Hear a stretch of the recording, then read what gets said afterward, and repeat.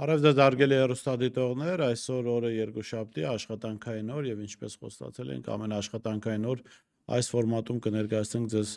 մամուլի կարևորագույն հրապարակումները։ Երկուշաբթի օրը հայկական տպագիր մամուլի հրապարակումներ չեն լինում, ուստի էլեկտրոնային լրատվամիջոցներից առանձնացրել եմ մի քանի հրապարակում, մեկ հրապարակում պոլիտիկայից եւ իհարկե միջազգային լուրերի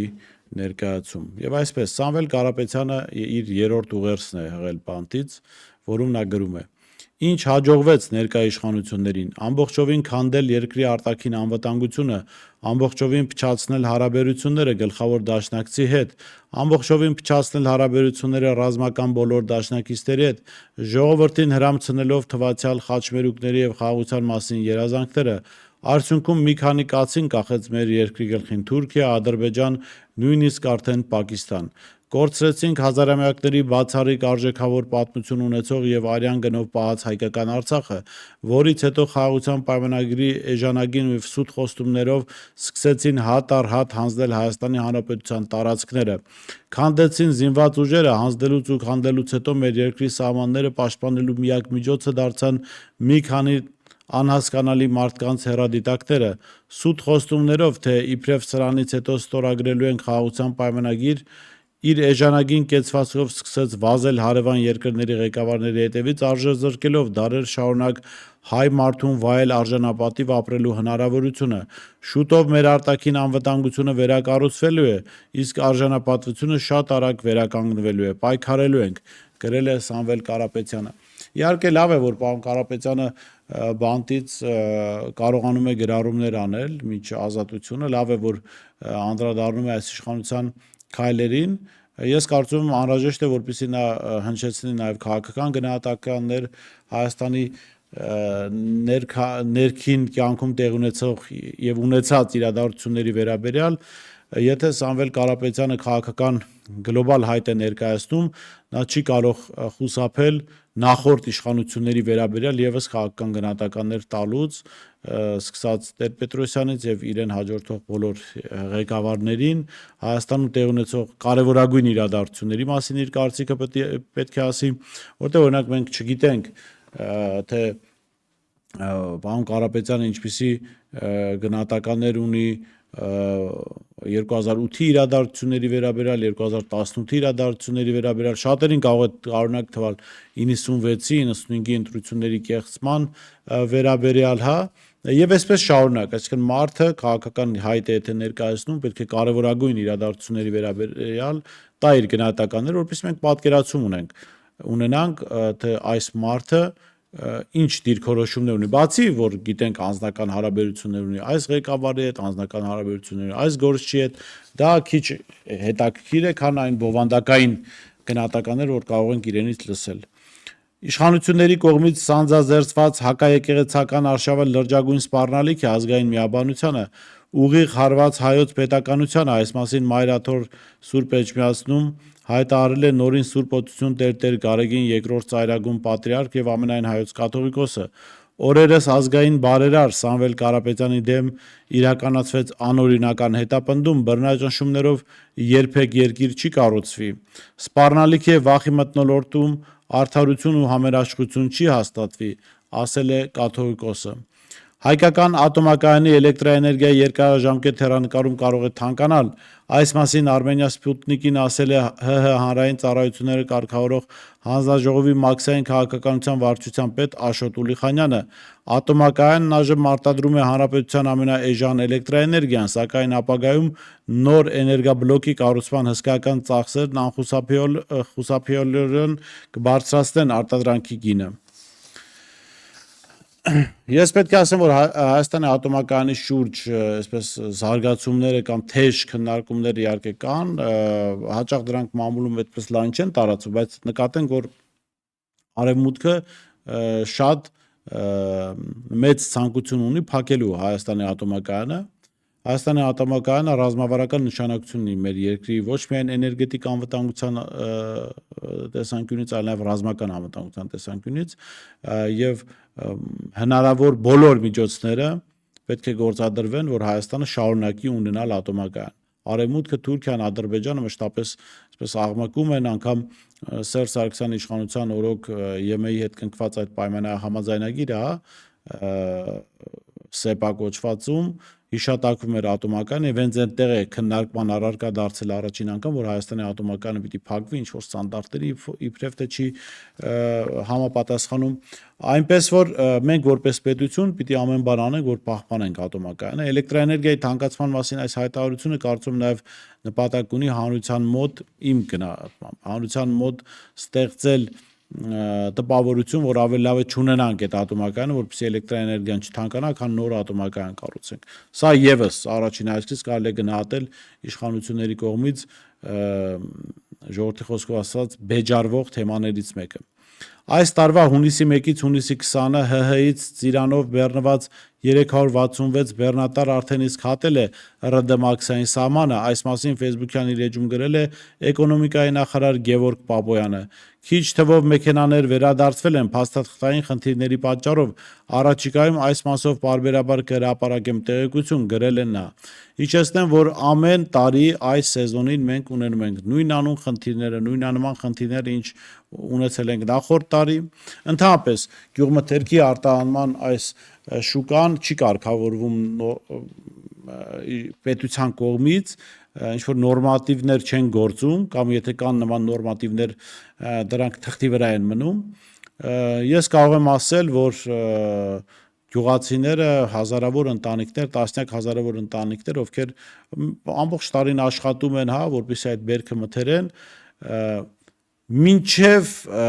այդ գումարը իրենց ընտանիք չի մտնում, իրենք խնդրի առաջ են կանգնած, որովհետև բազմաթիվ արտահանողներ կարող են ուղղակի մարդկանց բերքը վերցնել, տանել, հետո հայտարարել, որ իրենք վնաս են կրել, չեն կարողացել վաճառել եւ չվճարել մարդկանց այդ գումարները։ Ես առնվազն տասնյակ նման պատմություններ գիտեմ, խոսքը հարյուրավոր միլիոնների մասին է, եւ այդ հարյուրավոր միլիոնները իմ իմացած միայն օրինակներ, դրա միլիարդների կարող են հասնել, եթե բոլոր խնդիրները դիտարկենք, դա այդ տասնյակ հազարավոր ընտանիքների ապրոստի միջոցն է։ Եվ այստեղ պետությունը որոշակի լուծումներ պիտի գտնի, պետությունը պիտի անի այնպես, որ այն ընկերությունները, որոնք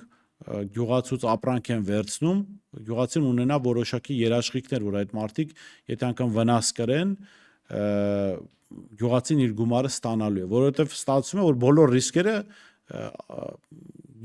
գյուղմթերք արտադրող գյուղացու վրա են։ Անգամ այդ գործարարի ռիսկերը, որը կարող է վնաս կրել։ Բա այլ գործարարությունը այդտեղ որտեղ է, եթե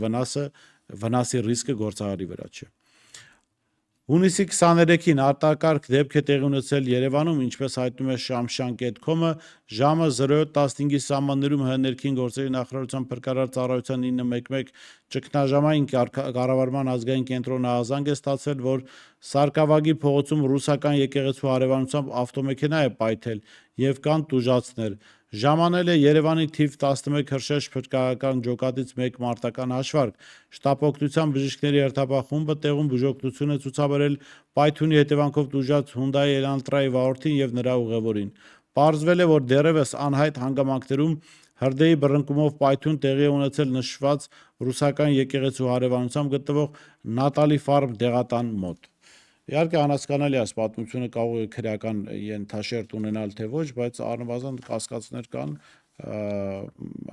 շատ պայթյունի հետ կապված, սպասենք իրավապահների բացահայտմանը, եթե նման բացահայտում կլինի։ Ներկայացնեմ պոլիտիկայի մի հոդվածը, որը առնչվում է այսօրին ամենակննարկվող թեմային Սամվել Կարապետյանի ձերբակալմանը, կալանավորմանը։ Մենք շատ դրական վերաբերմունք ունենք բարերար գործարար Սամվել Կարապետյանին եւ կարծում ենք, որ որպես հանրություն մենք նա պիտի թույլ չտանք, որ քաղաքական տարբեր շրջանակներ շահարկեն կամ պիտակավորեն այս մարդուն, օգտագործելով նրա խոցելի վիճակը բանտում գտնվելն է։ Իհարկե Կարապետյանի ընտանիքը կարող է որոշել այլ ինչ կորոշի, բայց քանի որ նա հանրային գործիչ է, հանրային հայտարարություն է արել եւ դրա համար է հետապնդվում, հանրությունը անկախ իր ընտանիքի դիրքորոշումից կամ մարտավարությունից կարող է այս կամ այն դիրքորոշում ու գործողություններն իրականացնել։ Ուրեմն եկեղեցուն աջակցող հայտարարության համար գործարար եւ բարերար Սամվել Կարապետյանը հայտնվեց իշխանությունների թիրախում։ Դրան անմիջապես հաջորդեց ապօրինի հետապնդման գործընթաց, որն ավարտվեց նրա կալանավորմամբ։ Իշխանությունները կալանավորմանը զուգահեռ սկսել են տեղեկատվական արշավ Կարապետյանի դեմ։ Պաշտոնական եւ կիսապաշտոնական հարթակներում շրջանառվում է թեզ, թե իբր նա մտել է քաղաքականություն հեծը կորցնելու վախից եւ ողջ գործընթացը ուղղված է իր կապիտալը պաշտպանելուն։ Սակայն ցանկացած բանական մարդ գիտի, որ Սամվել Կարապետյանի բիզնես գործունեությունը կենտրոնացված է արտերկրում, իսկ հիմնական կապիտալն էլ ձևավորվել է այնտեղ։ Ավելին, այդ կապիտալի զգալի մասը տարիներ շարունակ ներդրվել է Հայաստանում բարեգործական ծրագրերի միջոցով։ Հեծը Կարապետյանների ունեցվածքի առանցքը չէ, եւ դրա հնարավոր կորուստը չի կարող լուրջ վտանգ ներկայացնել նրա համար։ Ուստի իշխանության քարոզչական թեզերը իրականության մեջ արագ փլուզվեցին։ Քաղաքացիների մեծամասնության համար այդ փաստերը վաղուց էին հայտնի եւ հակառակը համոզել գրեթե անհնար էր։ Երբ քարոզչական դաշտում Փաշինյանի իշխանությունը հայտնվեց փակուղու առաջ, օգնության հասավ Սերժ Սարգսյանը։ Նրա կուսակիցները հանրության կողմից մերժված լինելու պայմաններում Սամվել Կարապետյանի նկարներով դուրս եկան փողոց ու սկսեցին արտահայտել իրենց աջակցությունը նրան։ Նա դարձավ քարոզչական ռումբ հենց Սամվել Կարապետյանի դեմ։ Սերժ Սարգսյանը երկար ժամանակ է հանրային ընկալման մեջ համարվում է մերժված եւ շատ դեպքերում մարդիկ հակվում են չվստահել յուրաքանչյուրին, ում աջակցում է նա։ Սա ոչ թե սուբյեկտիվ կարծիք է, այլ պարզ եւ հաստատված իրողություն։ Իշխանությունը չուշացավ այս նվերը օգտագործելու հարցում։ Շատ արագ փորձ արվեց Կարապետյանին նույնացնել հանրության կողմից մերժված երրորդ նախագահի հետ։ Քարոզչական շեշտադրումները կտրուկ կարող են շուռ տալ հանրային տրամադրությունները։ Բարերար Սամվել Կարապետյանը եւ նրա ընտանիքը պետք է հաշվի առնեն այս հանգամանքը եւ եթե ունեն քաղաքական մասնակցության պլաններ, ցանկացած խելամիտ քաղաքական հաշվարկ ենթադրում է հնարավորինս հեռու մնալ Սերժ Սարգսյանից, պահպանելու համար հանրային վստահությունը։ Եթե ցանկությունը ոչ միայն քաղաքական մասնակցություն ունենալն է, այլև դիրքերի ամրապնդելը, ապա կարելի է նույնիսկ հակառակ քայլն անել, կազմակերպել հրապարակային քննադատություն Սարգսյանի եւ նրա թիմի կողմից։ Հենց այդ դեպքում հնարավոր է արձանագրել վարկանիշի կտրուկ աճ, ինչը լրջորեն կթուլացնի Փաշինյանի դիրքերը։ Այս հոդվածում ամենևին նպատակ չունենք թիրախավորելու երրորդ նախագահ Սերժ Սարգսյանին, զուտ արձանագրվել են իրողություններ, գիտեք, իհարկե լինում են իրողություններ, փաստեր, իրականություն, որը հաճելի չէ մարդուն, կոնկրետ այս պարագայում Սերժ Սարգսյանին կարող է հաճելի չլինել, բայց դա իրողություն է։ Ես գիտեմ նաև, որ իրենք ընկերական հարաբերություններ ունեն, իհարկե ինձ իրավունք չեն պահի այդ ընկերական հարաբերությունների մեջ մտնել, բայց քաղաքական տեսանկյունից, եթե Սամվել Կարապետյանը ունի քաղաքական պլաններ, իր համար վնասաբեր է Սերժ Սարգսյանի հետ փոխկապակցվածությունը։ Եվ այստեղ, գիտեք, այդ հանգամանքը, որ միանգամից դաշտ եկան հանրապետականները Սամվել Կարապետյանի նկարներով, առնվազն հարցեր կարող է առաջացնել, որովհետև եթե այս մարդիկ համոզված են, որ ինչ որ մարդու նկարներ պարզելով, կոչեր անելով կարող են հասնել նրա ազատությանը, ապա նրանք կարող են դա անել եւ կարող են հասնել Արմեն Աշոտյանի ազատությանը։ Եթե Արմեն Աշոտյանը շարունակում է քաղաքականապես հետապնդվել ու հանրապետական այդ իր միծինգ քայլերթներով ոչինչ չի արել, նշանակում է Կարապետյանի համար էլ ոչինչ չեն կարող անել, բացի նրանից, որ Սամվել Կարապետյանի անունը կապվի իրենց քաղաքական միավորի հետ եւ Նիկոլ Փաշինյանին հնարավորություն կտա այս մարդուն անընդհատ հարվածներ տալու եւ Սերժ Սարգսյանի իշխանության բոլոր սխալները պրոյեկտելու նաեւ նրա վրա։ Այո, ես չեմ բացառում, որ իրենք մարդկայնորեն աջակցում են Սամվել Կարապետյանին։ Օրինակ դուք հիշում եք պատերազմից հետո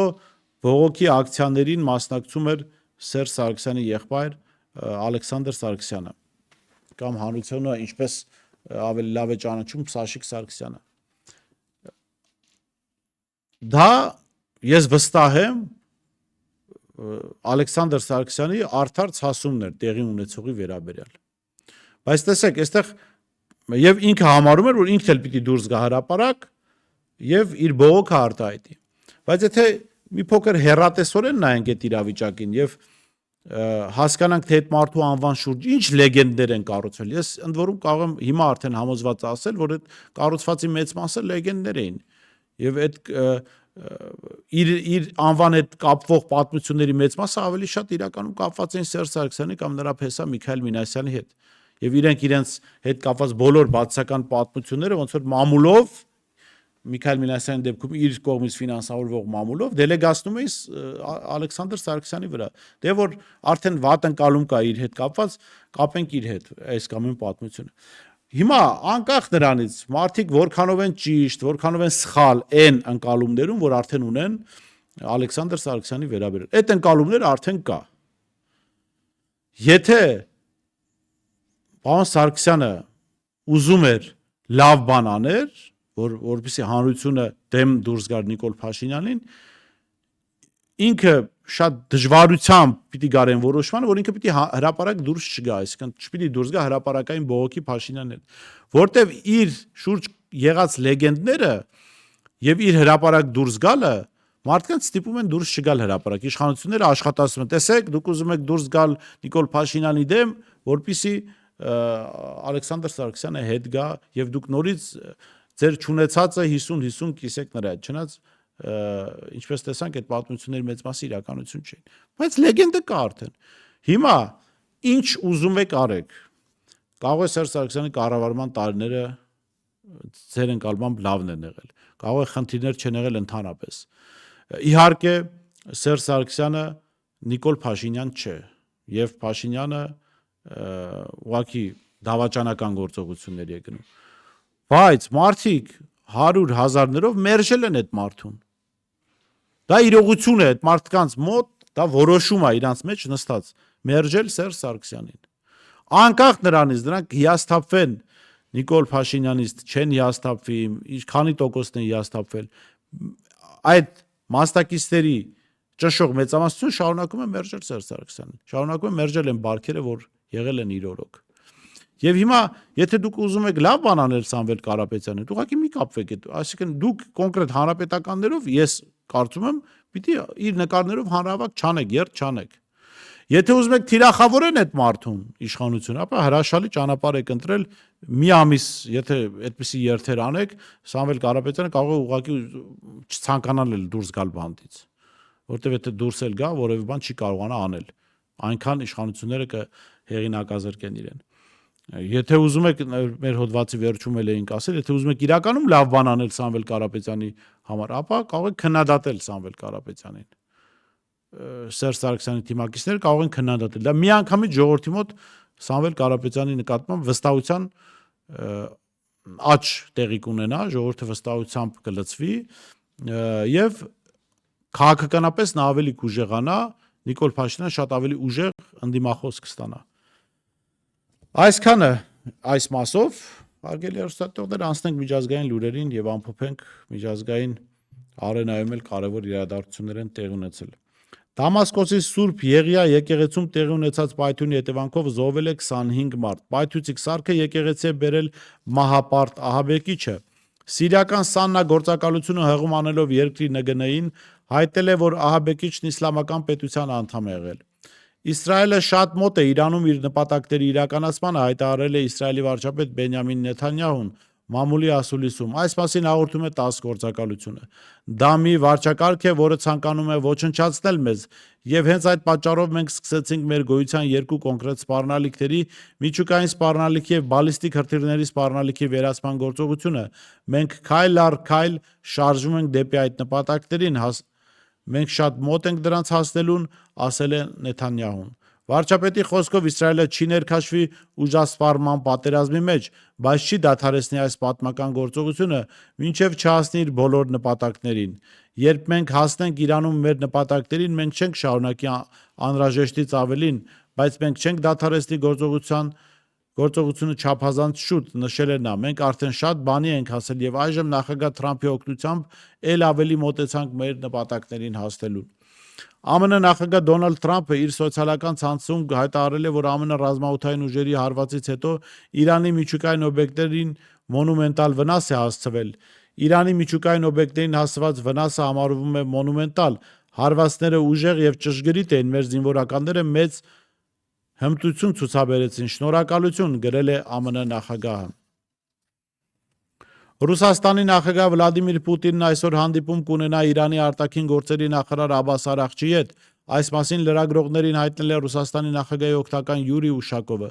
Նախորդին Արաղչին Ստամբուլում մամուլի ասուլիսի ժամանակ ասել էր, որ հանդիպելու է Պուտինի հետ։ Միևնույն ժամանակ նա հայտարարել է, որ այս պահին Թեհրանը չի քննարկում տարածաշրջանում ստեղծված իրավիճակի եւ ԱՄՆ-ի կողմից միջուկային օբյեկտերին հարված հասցնելու հետ կապված նոր բանակցություններ սկսելու տարբերակը։ Եմենի հութիները կհարձակվեն Կարմիր ծովում գտնվող ամերիկյան նավերի վրա, եթե ԱՄՆ-ն Իսրայելի կողմից մտնի Իրանի հետ հակամարտության մեջ։ Այս մասին հայտարարել է շարժման ռազմական խոսնակ Յահյա Սարիան։ Եթե ԱՄՆ-ն Իսրայել թշնամու հետ միասին մասնակցի Իրանի դեմ հարձակմանը եւ ագրեսիային, ապա հութիները զինված ուժերը կհարձակվեն Կարմիր ծովում գտնվող ամերիկյան նավերին եւ ռազմական նավերին, ասվում է հայտարարության մեջ։ Հունիսի 19-ից 20-ին Ղազախստանի Հանրապետության Արևմտյան Ղազախստանի մարզի տարածքի վրայով մի քանի տասնյակ ուկրաինական անօդաչու թռչող սարքեր են գրանցվել, որոնք ըստ երևույթին Ռուսաստանին հարվածներ հասցնելու նպատակով են թռչում։ Այս մասին հայտարարություն է արել Ռուսաստանի արտաքին գործերի նախարարության պաշտոնական ներկայացուցիչ Մարիա Զախարովան։ Մենք խստորեն դատապարտում ենք մեր դաշնակցի եւ ՀԱՊԿ անդամի դեմ նման գործողությունները։ Տեղի ունեցածը եւս մեկ անգամ ցույց է տալիս Կիևի նեոնացիստական բռնապետության անսկզբունքային բնույթը, դրա առաջնորդները, որոնք այդքան ագահ են, խոսում են Ուկրաինայի տարածքային ամբողջականության մասին, անտարբեր են այլ երկրների տարածքային ամբողջականության նկատմամբ, որը նրանք ավելի ու ավելի են խախտում, ասել է Զախարովան։ Այսօր այսքանն էինք առանձնացրել տեղական լրատվամիջոցների հրապարակումներից, մեր հրապարակումներից, ինչպես նաև միջազգային մամուլի կարևորագույն հրապարակումներից։ Կհանդիպենք։